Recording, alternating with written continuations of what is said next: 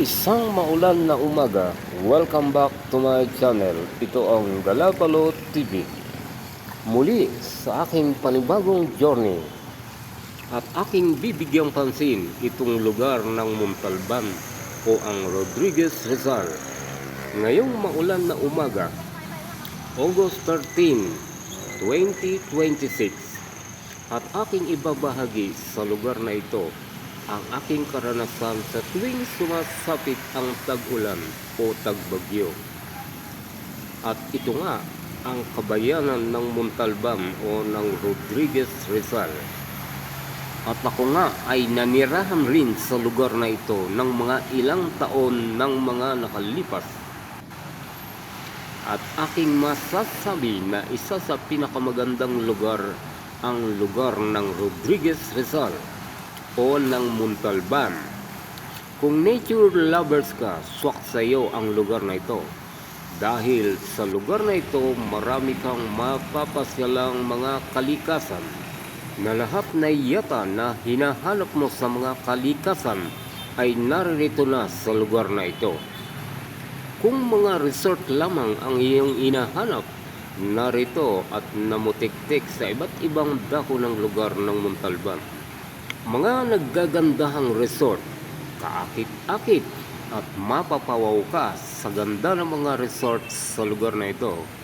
Subalit, ang kailangan mo na lang ay ang iyong budget. Kung ang hanap mo naman ay mga walang bayad na resort, marami rin sa lugar na ito, tulad ng mga natural na kalikasan. Nariyan ang mga walang katapusang bundok na iyong makikita o mapapasyalan. Mga natural water o mga falls ay mayroon rin sa lugar na ito. Subalit kung naghahangad ka na manirahan sa lugar na ito, humanap ka ng lugar na medyo mataas o hindi binabaha. Dahil ang lugar na ito ay nakararanas ng mga pagbaha sa tuwing sumasapit ang tagulan o tagbagyo. Kaya't ang payo ko lang, kung ninanais mong manirahan sa lugar na ito, dapat alamin mo ang iyong lugar kung ito ba ay binabaha. Subalit ito na may nagaganap lang sa tuwing panahon ng tag-ulan dahil nga dito dumaraan ang malawak na Marikina River. Mga tubig mula sa kabundukan ang bumababa patungo ng Marikina River. At ito ang unang bayan na dinaraanan ng mga tubig na iyon. Marami sa mga kabaranggayan ang apektado ng pagbaha sa tuwing sumasapit ang tagbagyo o ang tagulan. At ngayon nga, nitong mga nagdaang araw, nakaranas na naman ng matinding pagbaha ang lugar na ito. Kung kaya't ang mayor o ang punong bayan ng nasabing lugar ay nagdeklara na ng calamity sa lugar na ito. At isa rin ako sa mga nakaranas ng pagbaha sa lugar na ito doon sa aking tinitirhang dati sa barangay San Isidro. At ngayon nga aking binabalikan ang lugar na ito upang alamin kung ano ang mga pangyayari nitong mga nagdaang bagyo sa lugar na ito. At ito ang kwento sa maulang umaga dito sa bayan ng Rodriguez Rizal. 2007 nang mapalipat ako dito sa lugar ng Montalban at nakakuha nga ng isang hulugan na house and lot dito sa barangay San Isidro ng Montalban. At nang tanungin ko nga ang ahente ng nasabing house and lot at hindi nga raw binabaha ang lugar na iyon ayon sa ahente na nag-alok ng house and lot na aking kinuha. Tumira ako ng mga ilang taon at naranasan ko na maganda nga ang lugar. Malapit nga sa mga kalikasan at maraming resort na iyong mapagpipilian sa lugar na ito. At sa kabayanan, makikita o mabibili mo ang lahat na iyong nagugustuhan. Mga mall at mga kilalang bangko ay naririto rin sa lugar na ito. At masasabi ko nga na wala ka nang hahanapin pa sa lugar na ito. At ito naman ang bahagi ng Lubers na kung saan patungo sa aking barangay na San Isidro. At ito nga ang Centella Home Subdivision ng Barangay San Isidro.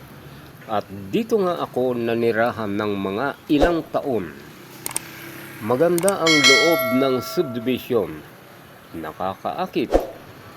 Tahimik na lugar at maayos na kapaligiran.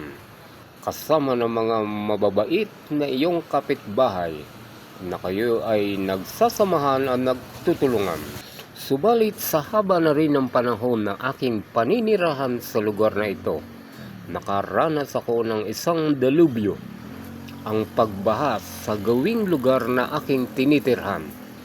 At ito nga ang bagyong Ulysses noong mga nakaraang taon.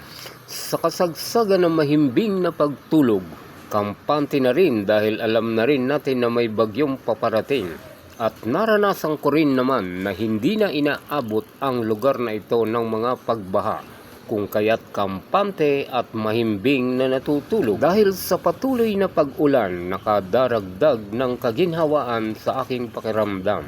Masarap ngang itulog o ipahinga ang mga sandaling iyon. 2:00 ng madaling araw ng bagyong Ulysses, isang malakas na katok o pambubulahaw o pambubulabog ng aking kapitbahay sa aking lugar na tinitirhan. At ang nakagugulat na kanyang sinabi, "Bumangon ka at heto na ang baha." Nagulat nga ako at biglang nagising at bumangon. Bigla kong napansin na pumasok nga ang tubig baha sa aking kabahayan. Ilang segundo lang o minuto napansin ko na mabilis ang pagtaas nito. Nagawa ko pang itaas ang ilang mga gamit upang hindi abutin ng pagbaha. At ilang segundo pa gabewang na ang tubig sa loob ng aking tahanan. Kumaripas ako paglabas at hindi ko na nagawang isalba pa ang ilang mga gamit na nabasa. At paglabas ko ng gate, napansin ko ang aking mga kapitbahay na nagmamadaling umalis o lisanin ang kanilang mga tahanan. Kasama rin ako sa nagmamadaling lumabas at walang gamit na nadala. At dito nakadama ako ng pagkatakot dahil sa aking paglabas, gadibdib na ang tubig baha. Kailangan makarating ako ng kalsada upang tumuloy sa isang mataas na bahay na aking kapitbahay. At galeeg ko na ang aking nilalangoy patungo sa aking kapitbahay na may mataas na bahay. At doon nga sa mataas na bahay kami nagsiksikan ng aking mga kapitbahay. At tanaw ko ang ilan pa sa aking mga kapitbahay na nagsisilikas ng mga sandaling iyon. Makakampante ka na lang dahil makikita mo rin ang ilan sa mga barangay na nagseserbisyo ng mga sandaling iyon. Tumutulong sa paglikas patungo sa mataas na bahagi. Isang nakatatakot na pangyayari na aking naranasan sa subdivision na iyon. At ito nga na Marikina River ay umapaw ng mga sandaling iyon dahil sa bagyong Ulysses. At ang tulay na ito na inyong mapapansin ay apaw na rin sa tubig o baha ng mga panahong iyon. At ang malaking bahagi ng bayang Montalban ay tuluyan na lubog sa pagbaha o pag-apaw ng tubig Marikina. Maging ang tulay na ito na mataas na ang bahagi ay inabot pa rin ng pagbaha. Ilan lang ito sa aking naranasan na pagbaha dito sa bayan ng Montalban.